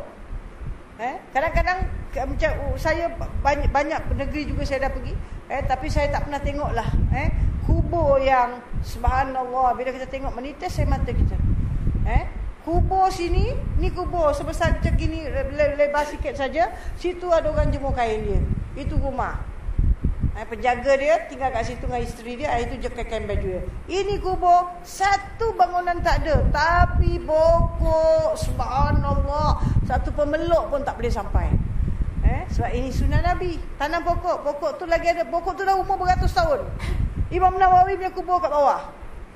Imam Nawawi yang menyusun hadis 40. Dia ulama besar, dia tinggal di Nawa, di Syria. Sekarang tak boleh pergi Syria, kena tembak awak.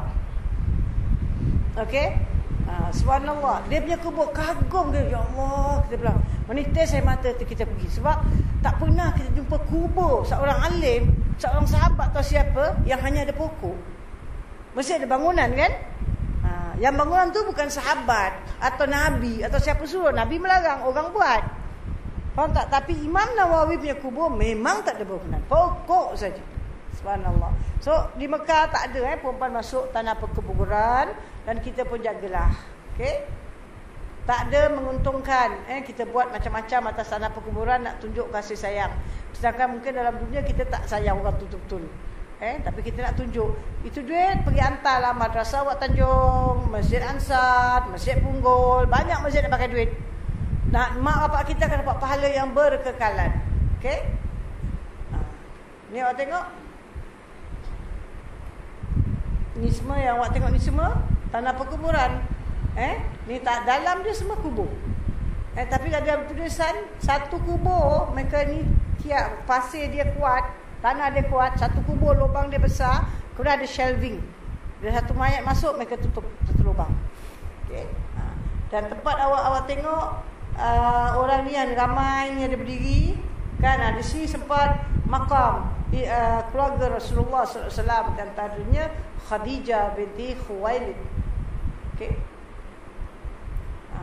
Kemudian tak jauh daripada tanah perkuburan Mu'alla ini, di tempat ini dijadikan masjid. Dulu satu tanah lapang di mana tempat ini Nabi mengislamkan jin-jin. Jin wujud, ada jin Islam yang beriman, takwa. Ada jin Islam macam kita manusia. Ada orang dia pun Islam, tak salah tidak, minum arak, ada tak? So ada jin Islam yang macam kita juga, dan ada jin kafir.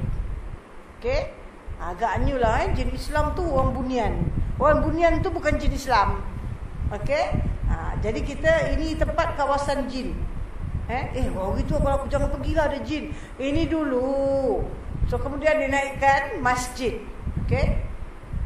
Sebelum ni di sini, di sebelah depan dia lagi satu masjid. Dipanggil Masjid Syajarah. Bukan sejarah, syajarah. Masjid pokok. Kerana Nabi pernah duduk di satu kawasan dan Nabi panggil pokok tu keluar dari bumi dengan dia punya akar-akar dan berjalan datang kepada Nabi. Ini satu daripada mukjizat Rasulullah sallallahu alaihi wasallam. Okey. Onta pun boleh bercakap dengan Nabi. Ini semua banyak mukjizat Rasulullah. So tempat yang pokok tercabut itu dipanggil Masjid Syajarah. Di sini sekarang dah jadi tempat meletak kereta. Ini adalah merupakan perkampungan Syekh Abi Talib di mana Rasulullah sallallahu alaihi wasallam serta ahli keluarganya serta pengikut-pengikutnya telah dipulaukan selama 3 tahun di kawasan ini. Tahun Nabi umur 40 tahun, Nabi dakwah. Salat tak ada, belum ada perintah solat, belum ada perintah haji, semua tak ada. Cuma Nabi dakwah supaya jangan menyembah berhala, sembah hanya Tuhan yang satu. Sampai tahun ke-7 Nabi hantar. Tahun ke-3 sebahagian berapa belas orang diketuai oleh Sayyidina Osman bin Affan telah pergi hijrah pertama dalam Islam, pergi ke Ethiopia, Habsyah. Kemudian tahun berikutnya pergi lagi sebahagian. Okey. Tahun ke-5 kita tahu dalam sejarah tahun ke-5 ialah tahun Sayyidina Hamzah dan Sayyidina Umar Ibn Khattab masuk Islam. Okey, tapi oleh kerana terlalu sangat banyak macam-macam perkara Nabi berdakwah dan orang-orang berhebat-hebat ni masuk Islam, kafir Quraisy dah tak boleh tahan. So mereka mesyuarat dan mereka keluarkan, mereka tulis di atas kulit, okey, disetujui oleh semua syekh-syekh kabilah. Mereka gantung kulit ini dengan dia punya apa-apa yang mereka tulis di dalam Kaabah. Dengan pergantungan itu mereka gantung keluarga Abdul Muttalib, Bani Hashim. Bani Hashim, kalau sekarang awak tengok Amerika buat sanction, Nabi Muhammad kena dulu Nabi Muhammad SAW 3 tahun disingkirkan. Akhirnya sampai terpaksa keluar dari Mekah. Tak boleh jual beli. Mereka jual barang tak boleh dibeli. Kita tak boleh jual barang pada mereka. Tak boleh ada interaksi dengan mereka. Tak boleh beri pertolongan. Tak boleh ada perkahwinan. Semua tak boleh. So Nabi dan orang-orang Islam dan Bani Hashim. Bani Hashim ni orang Arab punya cara. Mereka Bani Hashim, awak Bani Hashim, kita semua ni satu keturunan. Tapi mungkin kita ada bergaduh di dalam. Kita boleh bergaduh di dalam. Tapi orang luar jangan perang salah satu dengan kita. Okey, orang luar dia hentam awak, saya dengan awak mungkin tak berkenan, tapi kan dia marah, dia gaduh dengan awak, kita galang ganti dengan nyawa. Itu orang Arab ni Ustaz. Separuh Bani Hashim dah masuk Islam, separuh tak. Tapi bila Bani Hashim kena singkir, semua keluar. Semua keluar. Ini sikap cara mereka mereka punya silaturahim, kekuatan ukhuwah dalam persaudaraan mereka, dalam klan mereka itu begitu kuat. Kita pecah belah. Kan? Mereka tak. Kuat mereka. Okey. So keluar dan 3 tahun duduk di sana. Dan pada ketika itu Nabi punya umur hampir dah 47 tahun. 47. By the time 3 tahun Nabi dah 50 dan Khadijah 65. Makanan tak ada. Satu makanan tak ada. Kadang-kadang adalah orang dari Mekah malam-malam curi-curi datang hantar sedikit tepung, sedikit kurma. Itulah mereka makan. Sampai yang ada cari daun-daun, kulit-kulit dah kering, ambil tumbuk, ketuk. Cari air sikit, tuang, minum. Nakkan kekuatan. Lemah longlai mereka, tak ada makanan, tak ada apa. Okey. Macam mana mereka hidup? Wallahu alam. Allah saja yang tahu. Cukup 3 tahun, Nabi panggil bapa saudaranya yang juga dah lemah. Dia kata, Ami, pergi ke Mekah. Bagi tahu orang Mekah, sahifah yang mereka tulis. Maknanya apa yang mereka tulis tu dalam sebuah kulit sudah dimakan anak-anak. Dalam pada 3 tahun tu juga ada setengah orang Arab, mereka dah tak sampai hati lah. Yang kita pulaukan tu pun kaum kita juga. Takkan berapa lama kita nak pulaukan dia, dah cukup lah tu. So mereka pun ada buat mesyuarat. Dalam pada itu mereka nampak Abu Talib datang. Abu Talib bilang, sahifah yang kamu tulis, tak boleh ada apa-apa hubungan kami, semua sudah dimakan anak-anak. Yang tinggal cuma nama Allah saja. Dia kata mana boleh, kulit mana boleh makan anak-anak. Pergi masuk tengok. Betul, mereka masuk tengok, Kulit tu semua habis dia punya apa yang mereka tulis, yang tinggal bismikallahumma, dengan nama Engkau wahai Tuhan kami. Dengan itu 3 tahun sanction Nabi akhirnya, dan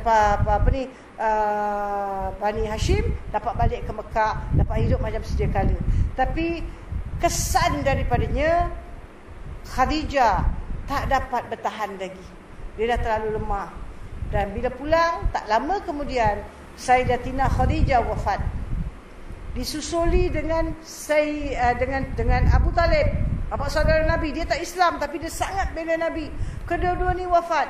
Bila kedua-dua ni wafat, Nabi terlalu sedih. Boleh nampak keceriaan dah tak ada di muka Rasulullah sallallahu alaihi wasallam. Dan orang kafir Quraisy ambil kesempatan, sebab dia ada Khadijah, ada Abu Talib, mereka adalah orang kuat, orang besar di Mekah. Khadijah orang perempuan, dia orang kuat, orang besar, orang segan, orang tak berani nak attack Rasulullah sallallahu alaihi wasallam. Bila tulang belakang ni tak ada, mereka dengan mudah attack Rasulullah. Macam-macam mereka buat. Itu kalau saya dah buka cerita nanti tak sempat nak balik nanti. Okey, cukuplah sampai situ. So, saya minat sejarah. Okey. So inilah tempat dia, kawasan ni, Shu'aib Abi Talib. Ini di Hudaibiyah. Ini ada kesilapan dalam typing, saya nak jelaskan sebab ini bukan tempat kemeterinya perjanjian Hudaibiyah. Sekarang kalau kita dibawa ke Hudaibiyah, depan sini, depan batu ni ada masjid. Semua orang akan turun dan solat. Lepas solat mereka pergi di belakang. Bila gambar ni dah dibikin, dah dimagumi dan ditulis sini, kemudian saya buat, saya baca, saya tahu this is not the right place. Cuma ini di Hudaibiyah. Macam kita Singapura besar. Mungkin awak kat mana? Woodland, mungkin dekat Punggol. Kan? So perjanjian Hudaibiyah lagi dalam. Tapi kawasannya betul Hudaibiyah. Apa tu perjanjian Hudaibiyah? Nabi pada tahun ke-6 dapat perintah dari Allah Subhanahu Wa Taala untuk mengerjakan setelah Nabi berhijrah. Ingat 13 tahun Nabi di Mekah, daripada umur 40 tahun sampai 53 tahun. Mana 13 tahun di Mekah dipanggil tahun kerasulan. Kemudian Nabi berhijrah ke Madinah 10 tahun, itu dipanggil tahun hijrah. Jadi tahun hijrah yang ke-6 baru dapat perintah mengerjakan haji dan umrah. So Nabi pilih untuk membuat umrah dulu. Nabi datang dengan 1,400 orang. Dah pakai pakaian ihram. Okay? Untuk mengerjakan umrah di Mekah. Mereka sampai di Hudaibiyah. Mana kereta sikit pada sama kawasan macam sekarang kita kat Seranggun, kita bilang kat Gelang lah, kan? Gelang pun jauh dekat lagi. Di situ Nabi berkhemah, dan Nabi berantar. Dah dengar ada sensus orang kafir Quraisy ingat Nabi datang perang. So Nabi hantar Sayyidina Uthman bin Affan pergi ke Mekah, beritahu mereka, kami dah pakai ihram, kami tak datang untuk berperang, kami tak bawa pedang yang terkeluar. Pedang hanya satu saja kami bawa, tak bawa alat-alat peperangan. Kami hanya nak buat ibadah dan balik. Orang Mekah kafir Quraisy tahan Sayyidina Uthman bin Affan.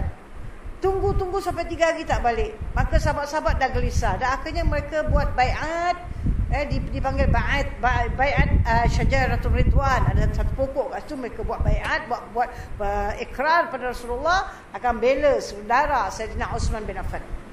Orang kafir Quraisy ni takut, dia lepaskan.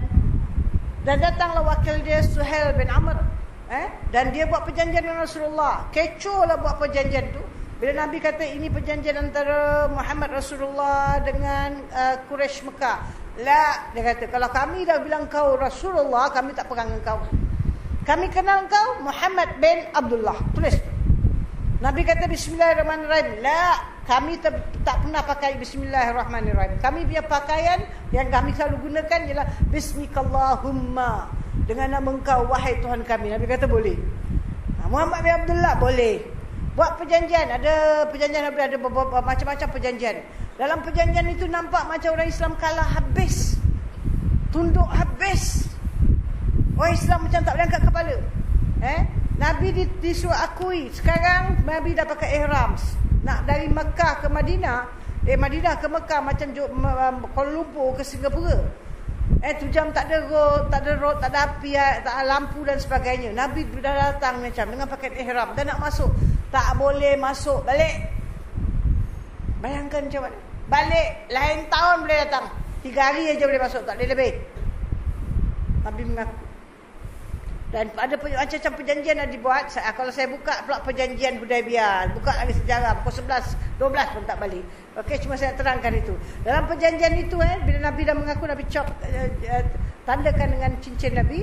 Sayyidina Abu Umar yang paling marah sangat dalam perkara ni. Sebab Nabi tunduk. Itu cerita Sayyidina Umar pula. Kalau saya buka tu pula sampai pukul 1 tak balik. Sebab semua ni sejarah. Saya seronok buat sejarah. Kalau tengok Sayyidina Umar, baca sejarah dia, dalam hidup dia 2 penyesalan dalam dia sana tersebak jantung dia berdiri teringat. Yang satu daripadanya kat peristiwa Hudaibiyah. Okay? So kita di sinilah temetrinya satu perjanjian yang hebat, yang zahirnya nampak merugikan umat Islam, zahirnya nampak macam umat Islam ialah umat yang bodoh, umat yang mengaku kalah, tapi hakikatnya inilah trump card untuk Nabi masuk ke Mekah. Inilah dia punya jalan untuk Nabi akan tawan Mekah. Lagi 2 tahun Mekah akan jatuh di tangan Islam, jatuh tangan Nabi Muhammad, dan terus akan menjadi hapus daripada perhala. Inilah dia perjanjian. So kalau awak dibawa sini, jangan sibuk saya kayak gini, tapi teringat macam-macam perkara ni berlaku. Walaupun kita tak dapat pergi ke tempat dia yang sebenar, kalau nak tengok tempat yang sebenar di Hudaibiyah, beli CD jejak Rasulullah. Dia ada banyak sampai 18, nombor 18. Tapi bukan 1-18 yang mereka buat. Ada video tu mereka tak buat. Tapi yang jejak Rasul punya awak akan tengok. Di sinilah Hudaibiyah yang sebenar. Di sinilah tempat ini, sini tempat ini. Banyak tempat kita tak dapat pergi, tapi kita dapat tengok melalui video. Ini di tempat ini dipanggil, kita cakaplah Masjid Siku. Sebab di sini Nabi pergi ke Taif untuk menyeru orang-orang masuk Islam. Orang-orang di Taif, mereka tak terima Islam. Lepas wafatnya Sayyidatina Khadijah dan Abu Talib, orang kafir Quraisy telah keras dan banyak melakukan kezaliman terhadap orang-orang Islam di Mekah. Orang-orang yang ada itu saja Islam, orang baru tak boleh masuk. Mereka akan buat macam-macam kacau.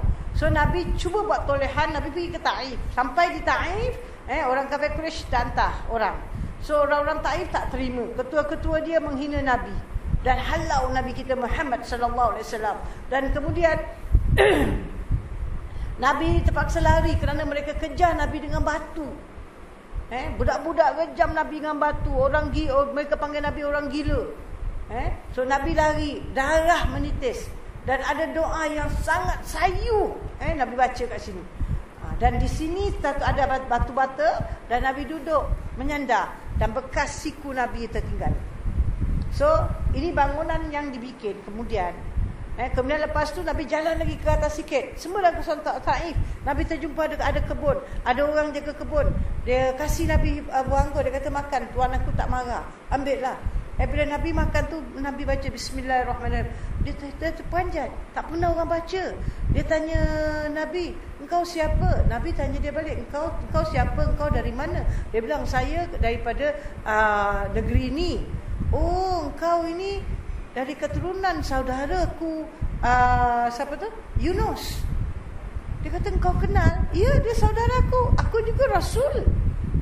Semua kawasan itu, tapi tempat yang ada kebun tu sekarang sudah dipagarkan, kita dah tak nampak. Okay? So ini Taif. Kalau awak pergi, kadang-kadang ada syekh tak bawa ke Taif tahu? Ada syekh bawa pula, dia tak bawa ke tempat ni. Ini semua gambar saya ambil. Kenapa? Bila kita pergi, saya paksa nak pergi tempat. Diorang bawa kita pergi jumpa apa? Jumpa monyet. Kat Taif banyak monyet. Jumpa monyet. Astaghfirullahaladzim. Untuk ini kau datang ke Taif. Lepas tu dia bawa kita pergi shopping. Kita duduk tak shopping. Lama Syekh segan tengok saya. Lepas tu Syekh kata, Ustazah, insyaAllah besok. Baru dibawa. Sampai pegawai bilang pada saya, Ustazah, bertahun-tahun kita pergi, kita tak dibawa tempat ni. Yang Ustazah datang, kita dapat pergi. Saya bising dengan guide. Saya cakap dengan guide, I want to go to this place. Why I come to Taif? Because I want to see this place. I don't want to see the monkeys. I don't want to go shopping. I'm not a shopper. Dia bising, Syekh pun berunding dengan dia. So besok pagi mereka bawa kita pergi tempat-tempat. Saya bilang, where is Hunain? Where is Hunain? I want to see where is the place. Where is this place? Where is this place? Baru jom tunjukkan. Okay. Ni tempat Rasulullah diberi anggur. Sini dulu, ni dah dikawal ni semua dulu tak ada. Zaman Nabi tak ada kerajaan yang bikin. Tapi itulah kawasan dia yang dipagah. Okay. Ini last kita tengok kiswah kelambu Kaabah. Ini kelambu Kaabah manusia bikin. Tiap-tiap tahun satu kelambu akan ditukar di Kaabah. Okey. So janganlah awak ingat kelambu ni ada kehebatan, ada macam-macam. Nak beli. So ada orang beli just sekeping macam gini. Dia beli 2 keping $6,000 di Singapura. Orang kaya beli, dia bilang ini mesti nak beli ni kelambu Kaabah. Tak disuruh. It's actually is free, kan dipotong-potong free, tapi orang buat bisnes. Okay. So kita tengok.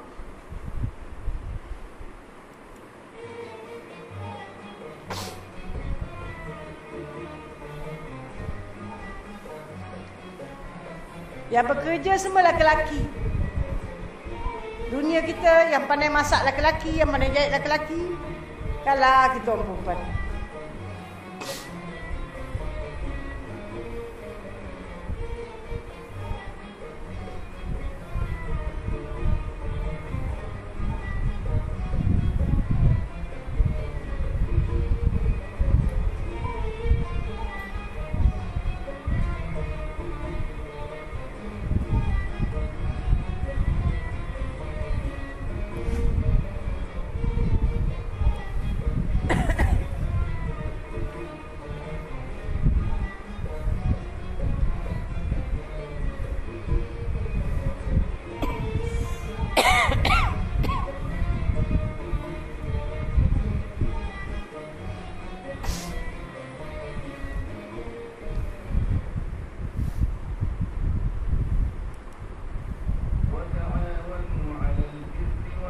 Itu bukan ular.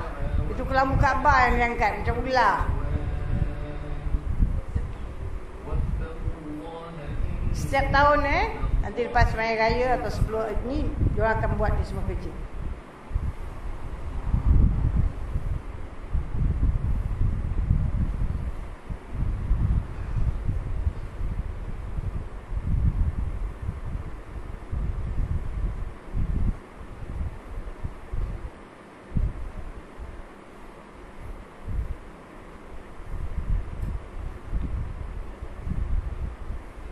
So yang baru atas yang lama, tapi mereka ada taktik keluarkan yang lama.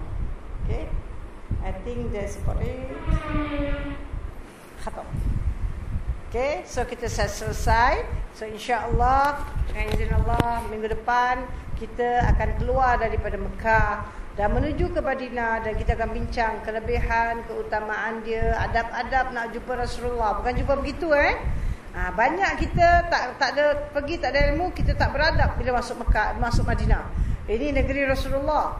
Lagi lebih beradab. Dan kita tengok orang-orang, kalau awak pergi, awak akan sendiri rasakan perbezaan orang Mekah dengan orang Madinah. Orang Mekah selalunya kasar. Orang Madinah orang dia lembut sikit, cakap baik-baik, tak pernah kasar-kasar. Sebab mereka tahu Rasulullah di kalangan mereka kan. So mereka tak berani buat soalan sembarang. Okay, wallahu a'lam. بسم الله الرحمن الرحيم. ربنا فاعنا بما علمتنا ربي علمنا الذي ينفعنا ربي فاحكنا فاحك أهلنا وقرابة لنا في ديننا مع لكتر أنثى وذكر ربي وفقنا وفقهم لما ترضى قولا وفعلا كرما وارزق الكل حلالا دائما وأخل أسقيا علما نهزو بخير ونكفى كل شر ربنا أصلح لنا كل شؤون وأكر رب الرضا منك العيون واقض عنا ربنا كل الديون قبل أن تأتينا رسل المنون واغفر استر أنت أكرم من ستر صلاة الله تأشى المصطفى من إلى الحق دعانا والوفاء بكتاب فيه للناس شفاء ولا العال إكرام الشرفاء ولا صاب المصابه الغرار اللهم دنا بهداك واجعلنا ممن يسارع في رضاك ولا تولنا وليا سواك ولا تجعلنا ممن خلف أمرك وعصك وحسبنا الله ونعم الوكيل نعم المولى ونعم النصير ولا حول ولا قوة إلا بالله العلي العظيم وصلى الله على سيدنا محمد المختار وآله الطهار وأصحاب الأخيار وسلم تسليما كثيرا سبحان ربك رب العزة عما يصفون وسلام على المرسلين والحمد لله رب العالمين آمين آمين يا رب العالمين سبحانك اللهم وبحمدك أشهد أن لا إله إلا أنت أستغفرك وأتوب إليك وصلى الله على سيدنا محمد وعلى آله وصحبه وسلم والحمد لله رب العالمين. Siapa yang nak order kurma untuk buat amal di bulan Ramadan, kita keuntungannya akan disalurkan daripada madrasah Wak Tanjung dan masjid-masjid memerlukan. Silalah order kurma awak di kaunter. Okey, siapa yang ambil kat Waketon belum balikkan, tolonglah balikkan.